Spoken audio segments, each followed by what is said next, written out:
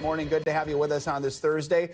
I'm Joe Fryer. Savannah is off. We begin this hour with that deadly incident in the Caribbean involving the Cuban Border Patrol and a U.S. registered speedboat. Now, Cuba's Interior Ministry says its troops confronted the boat after it entered its territorial waters on Wednesday. The boat's passengers then opened fire. Cuban forces responded, killing 4 people, injuring 6.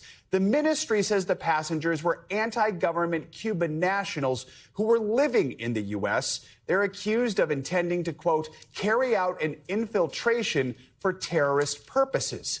The incident comes amid heightened tensions between the U.S. and Cuba. The island's economy has been crippled by the Trump administration blocking almost all oil shipments to the island.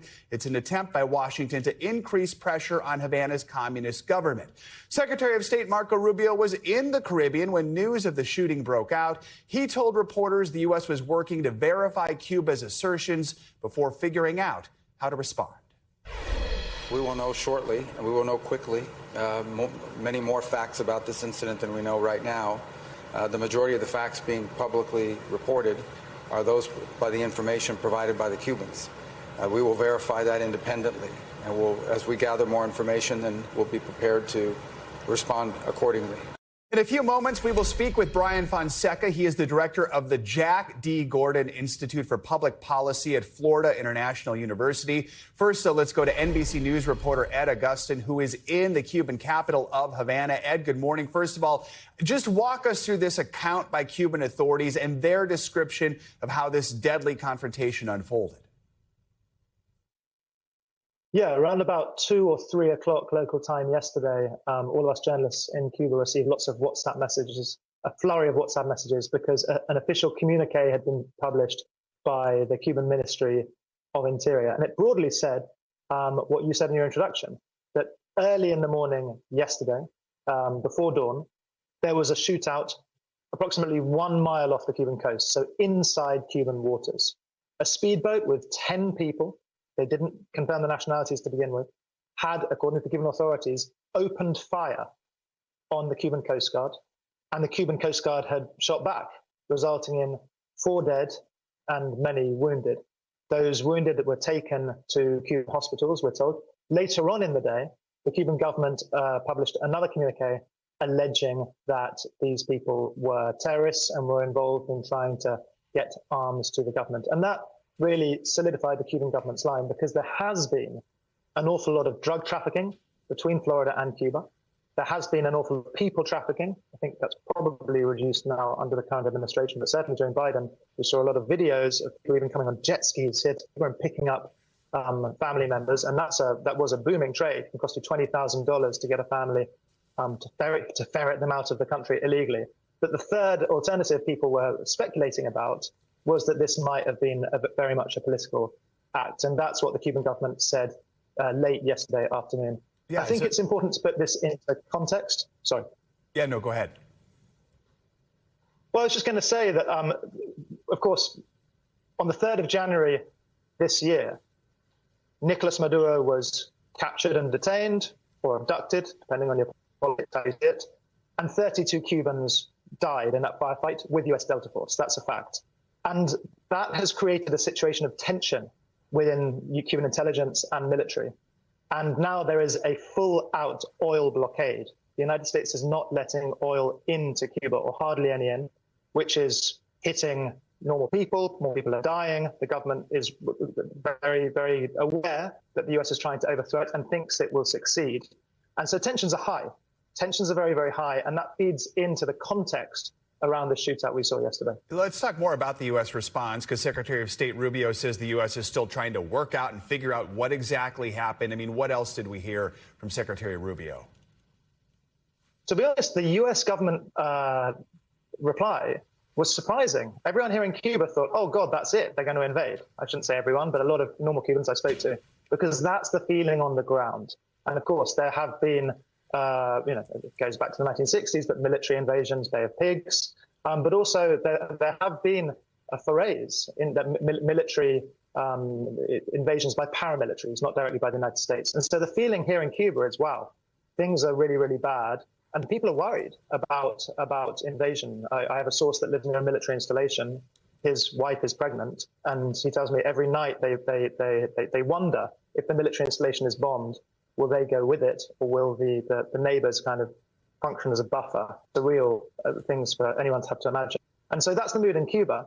And yet people were surprised when Marco Rubio, a hardline Cuban-American politician, Republican from Florida, the first ever Cuban-American Secretary of State, a person that right now is driving policy, regime change policy towards the island. People were surprised when he frankly downplayed it. And he didn't decide to politicize it. He said an investigation is taking place. We're going to know more in short course, as your viewers saw earlier on. Analysts I've spoken to said that might be because the US is rather busy with Iran at the moment. All right, Ed Augustin, we appreciate your reporting. Thank you so much. Let's continue this conversation with Brian Fonseca to talk more about all this. Brian, good morning. Based on what we know so far, what we're hearing from the Cuban authorities, how concerned are you by this incident? Just what was your initial reaction? Yeah, I mean, the way that the Cuban government framed it, eventually it came out and framed it as sort of a counterterrorism, protection of territorial sovereignty, asserting that it had the right to protect itself and defend itself.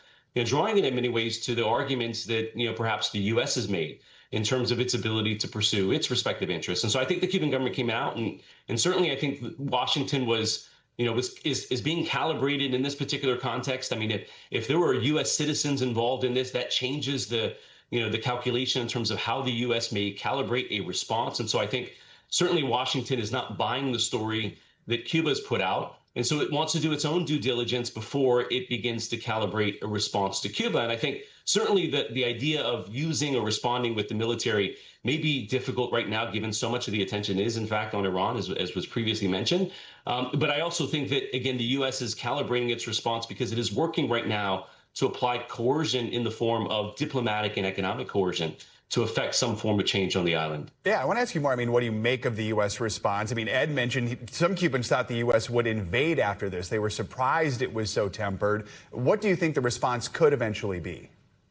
Yeah, I mean, I think right now the U.S. has kind of shifted military assets to other parts of the world, engaging in sort of the use of military power as an instrument of statecraft in other parts of the world. And so it's not necessarily positioned well for a full-on invasion in Cuba.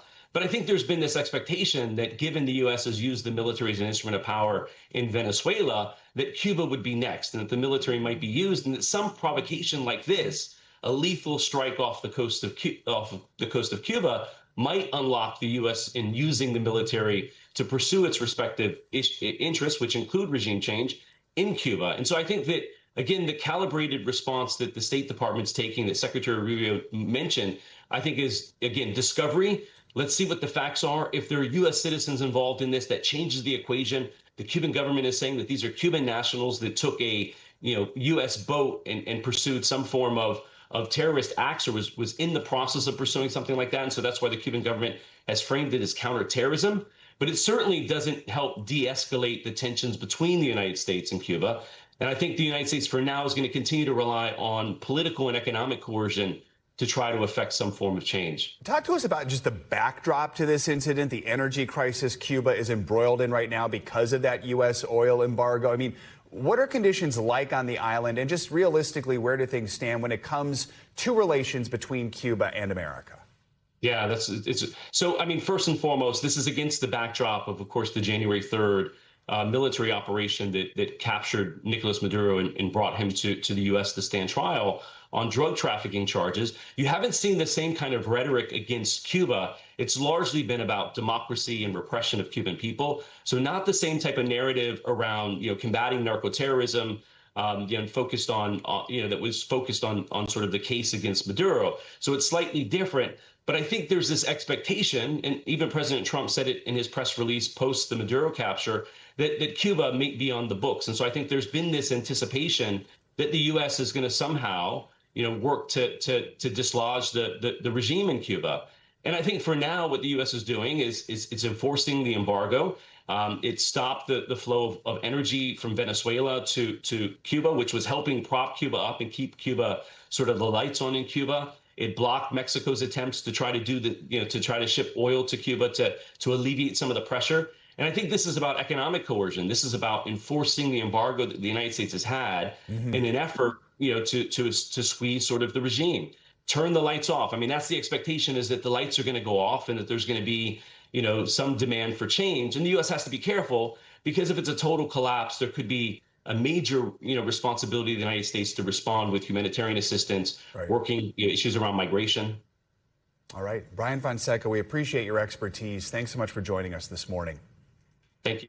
Later today, for the first time in history, a first lady will be forced to appear before a congressional committee under subpoena. Former Secretary of State Hillary Clinton will be behind closed doors today when she answers questions from the House Oversight Committee. This is part of the Jeffrey Epstein investigation. Then her husband, Bill Clinton's turn comes on Friday, the first time a former president will be deposed by Congress. The Clintons have not been accused of any wrongdoing, but Democrats and Republicans agreed they should testify after Bill Clinton's name and picture appeared hundreds of times in the Epstein files. NBC's Alice Barr joins us from Washington with details on this. Alice, good morning. Good morning, Joe. The Clintons have long said they have nothing to add to Congress's Epstein investigation, with the former president saying he cut ties before learning of any Epstein crimes. But beginning today, they'll sit for questions in 2 historic depositions. In an unprecedented move, former President Bill Clinton and former Secretary of State Hillary Clinton preparing for congressional depositions under subpoena to answer questions in the House Oversight Committee's Jeffrey Epstein investigation, both happening in New York beginning today with Hillary Clinton. It's going to be the video, and we'll release it. The public will see every second of the deposition. The couple has not been accused of any wrongdoing, denies knowledge of Epstein's crimes, with Hillary saying she doesn't recall ever meeting him, and has demanded all Epstein documents be made public. Photos of the former president appear in Epstein files the Justice Department has released, and ultimately members of both parties agreed they should appear. Anyone that has information about Jeffrey Epstein or spend any time with him, I think it's important to ask questions. It comes as NBC News has confirmed an NPR report that summaries and notes are missing from the DOJ's released Epstein files regarding 3 FBI interviews with a Jeffrey Epstein accuser who also made allegations of sexual abuse against President Trump in 2019. The woman alleges both happened in the 1980s when she was 13 years old, according to a source familiar with the investigation. It's not clear if that allegation against the president is in the missing files. The Justice Department saying it released everything it can make public, but would review any concerns raised. The White House pointed to the DOJ's previous statement that some documents, quote, contain untrue and sensationalist claims against President Trump submitted to the FBI right before the 2020 election. President Trump forcefully denies any wrongdoing related to Epstein. And this all comes amid growing public fallout for a series of high-profile figures whose ties to Jeffrey Epstein have been revealed as the Justice Department rolls out its files, though prosecutors there haven't brought any other criminal charges so far. Joe? All right, Alice, thank you so much. In the wake of President Trump's State of the Union address, there are mounting questions over what he can actually accomplish between now and the midterm elections. In his speech before Congress, the president proclaimed that he was leading a golden age of America. Even though it was a record-long speech, the president offered few new policy ideas as he faces slipping poll numbers. For more on the latest in politics, let's bring in NBC News senior national politics reporter Jonathan Allen. John, good to have you with us. Let's start with where things stand in the days following the State of the Union address. The president called on Congress to pass a few legislative measures, including a potential ban on stock trades by lawmakers. That actually got some bipartisan support. But usually these speeches, they're a laundry list of proposals designed to propel his agenda, to excite voters. Maybe the president would hit the road to push for some of these things. Given his poll numbers, the razor-thin margin he has in the House, is there a sense that he missed a chance to talk about what he was going to try and get done with the midterms looming? Good morning, my friend. This is what Donald Trump has been doing all year for the last 13 months, basically, and certainly for the last 6 or 7 months, which is arguing that everything he's done already is putting America on track for a much stronger economy, putting America on track to be in a better place in terms of immigration, and not doing a lot to talk to him about what he will do to change his program to meet the expectations of the American public, who in poll after poll say that they are not satisfied with the state of the economy. They are not satisfied with the way he is conducting his deportation campaign. You mentioned several of the pieces of legislation that he talked about. None of them have any immediate prospects for passage in a Congress that is having difficulty even doing the basics of keeping the federal government open. The Department of Homeland Security right now has had lapsed funding for a couple of weeks. So we'll see if the president chooses after the State of the Union to try to turbocharge an agenda for the rest of the year and for the rest of his presidency. But for the moment, there is very little that he can do with Congress. Let's talk about President Trump's pick for Surgeon General, Dr. Casey Mean. She's a wellness influencer with an inactive medical license right now. She testified on Capitol Hill as part of her confirmation hearing. She took tough questions from both sides of the aisle on her stances on childhood vaccines, including Republican Bill Cassidy, who is a doctor. How did she respond to those questions, and just what did we learn about her yesterday? The bottom line, Joe, is the main qualification for becoming Surgeon General of the United States or any other presidentially appointed position is they get 51 Senate votes. So if she doesn't have an active medical license, that's not going to stop her. Only could the Senate stop her. What we found out yesterday is that senators were particularly interested in vaccines, a various set of vaccines, and whether she believed they were effective or should be recommended. So you have hepatitis B, you have flu vaccine, and other vaccines. Let's take a listen to what Senator Cassidy asked her about. Would you encourage mothers to vaccinate their children with the MMR vaccine, seeing how we've had children die in this outbreak in South Carolina? I'm supportive of vaccination. I do believe that each patient, mother, parent needs to have a conversation with their pediatrician about any medication they're putting in their body or their children's bodies. You're the nation's doctor. Would you encourage her to have her child vaccinated? I'm not an individual's doctor, and every individual needs to talk to their doctor before putting a medication in their body. I absolutely am supportive of the measles vaccine, and I do believe vaccines save lives.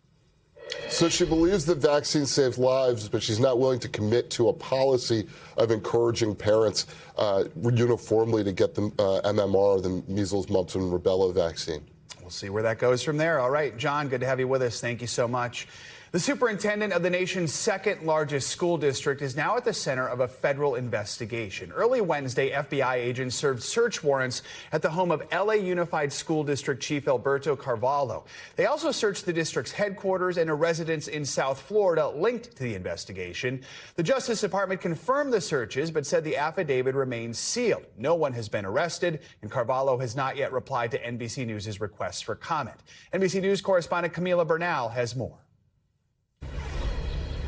Agents in San Pedro, California, raiding this residence, serving search warrants at the home of Alberto Carvalho, the superintendent of Los Angeles Unified, the nation's second largest school district. Bags and a suitcase were carried out of the home. I was with my wife, or having her cup of coffee, and we heard the sirens going on. The FBI also searching Carvalho's office at the district's headquarters and combing through a property in Florida. Federal officials tell NBC News it's tied to the investigation. Carvalho served as the superintendent of the Miami-Dade County Public Schools for 14 years prior to taking the role in Los Angeles in 2022. He's known for speaking out against the Trump administration's immigration crackdown. Separately, federal prosecutors have an ongoing fraud case against the CEO of a tech startup with a multi-million-dollar deal with LAUSD to develop an AI chatbot, according to court records. Carvalho is not named in the case. The FBI saying in a statement that the affidavit in support of the warrant has been sealed by the court, and we, therefore, have no further comment. LAUSD writing, the district is cooperating with the investigation and we do not have further information. No arrests were made in the operation. Camila Bernal, NBC News, Los Angeles. In Arizona, authorities are continuing to sift through tips from the public as the search for Savannah Guthrie's mom, Nancy, enters day 26. Investigators were back at her home in Tucson on Wednesday. Federal law enforcement sources tell NBC News they're preparing to turn the home back over to the family. NBC News correspondent Liz Kreutz is in Tucson with the latest. Liz, good morning. Well, hi, good morning to you, Joe. According to two law enforcement sources, investigators, after weeks of extensively searching the property, no longer feel the need to seal Nancy's home off as a crime scene or to restrict the family from being there. Because of that, the sources say that is why the investigators were at the home yesterday. They were seen, several of them standing in the doorway where that masked man was seen on the doorbell camera. Some were in the backyard analyzing things on the glass doors. They prepare to turn the home back over to the Guthries. And all of this comes on day 26 now of this search, as there continues to be a very large memorial, signs of hope and love outside of the Guthrie house, the Nancy's house. There was a woman out there praying last night that we saw. At the same time, though, we're also seeing some of the downsides of the intense public scrutiny and interest into this case. There is a gentleman named Dominic Evans, who is a local teacher here in Tucson, and he's in a band with Nancy's son-in-law. He spoke out to the New York Times about what it's been like to have his name dragged into the case by internet sleuths who, without evidence early on, deemed him a prime suspect. He said that his family has been scared as they've had to hide in their home because people have been gathered outside, and said that innocent people can be hurt because of all of this. Now, the sheriff did respond. He said he wishes that he could defend everybody who's been falsely accused, and said his advice to the Evans family is to potentially consider getting a lawyer and suing for libel. Meanwhile, now investigators continue to go through the hundreds of new tips, many of them that have come in since Savannah announced that $1 million reward for any information that leads to the return of her mom. We talked to experts who assured us that people really can do this anonymously. They can do it both by phone and online for the FBI, and also through Crime Stoppers, which is run by volunteers. And all you do is create a profile, or anonymously, you go on, you submit your tip, you get a unique PIN number, and you can track whether or not you won the reward through that PIN number. If you do get a reward, you can take it and go to a neutral location, often a post office, to retrieve your reward, likely in cash. All you have to do is give that PIN number. No ID, nothing. You can get that reward, truly, experts say, without anyone knowing who you are. Back to you. All right, Liz, thank you. Taking a look outside, some wet weather is expected in parts of the South today. Let's get a check on your morning News Now weather with Angie Lastman. Angie, good morning. Hi, Joe. Good morning to you. We've got some rain and even a couple of flakes flying across parts of the country. Specifically, if you look from the mid-Atlantic back west across parts of Kentucky, Tennessee, it is a wet morning. Places like Knoxville, Raleigh, starting to see some of that. Even Atlanta, you're in and out of those showers. And again, some of those snowflakes are farther to the north, parts of Ohio and Indiana included in that. So it could be a little slick on the roads there. This is why we've got this system that's kind of sliding to the east, that front bringing us the showers and storms across that region, but then eventually farther south here as we get into the afternoon and even evening hours. The good news is if you live across the Northeast, we're going to stay dry. We're not looking at any precipitation. I know it's been a busy couple of days for folks up there, so you'll get a bit of a break. We will, however, see the wet weather stick around the Southeast even as we get into tomorrow. That front will slide a little farther to the south, and it does bring some rain across the state of Florida. And by the way, the Southeast and Florida needing this rain. So this will be beneficial for a lot of folks, even though it will potentially be annoying for any outdoor plans you may have. And as we get through the day tomorrow, I think we'll pick up about an inch of rain across parts of Alabama, South Carolina, Georgia, Valdosta, Montgomery, Charleston, all included in that, and about a half an inch or up to an inch or so across places like Florida. Meanwhile, who turned up the heat? We've got potential records over the next couple of days across most of the West. So notice parts of the South, Texas, Laredo, we'll see San Angelo, Albuquerque, across Colorado, Las Vegas, Los Angeles, all of those locations, potential records over the next couple of days. It spans 9 states. So we will see quite warm conditions for places like Albuquerque. You'll be into the upper 70s. Dallas, you're going to hit those mid 80s by Saturday. It's the 70s for Wichita. Denver, 70 degrees on Saturday. I have a feeling some people will be doing some spring-like skiing across that region. And even, Joe, in New York City, 48 degrees on Saturday. People are going to go bananas, I have a feeling. And we will see a whole lot of melting across this region when it comes to the snow as well. So it's funny news. Because like everything is melting right now already, during the day. And there's so much scaffolding in New York that you're just constantly getting dripped on no matter where you go. You know what they call it in New York City? New York juice. You never know what air conditioner or scaffolding it's coming from. That's kind of gross when you think of it that way, but indeed. We all learned something there. Thanks, Angie. Appreciate it. We thank you for watching, and remember, stay updated on breaking news and top stories on the NBC News app or watch live on our YouTube channel.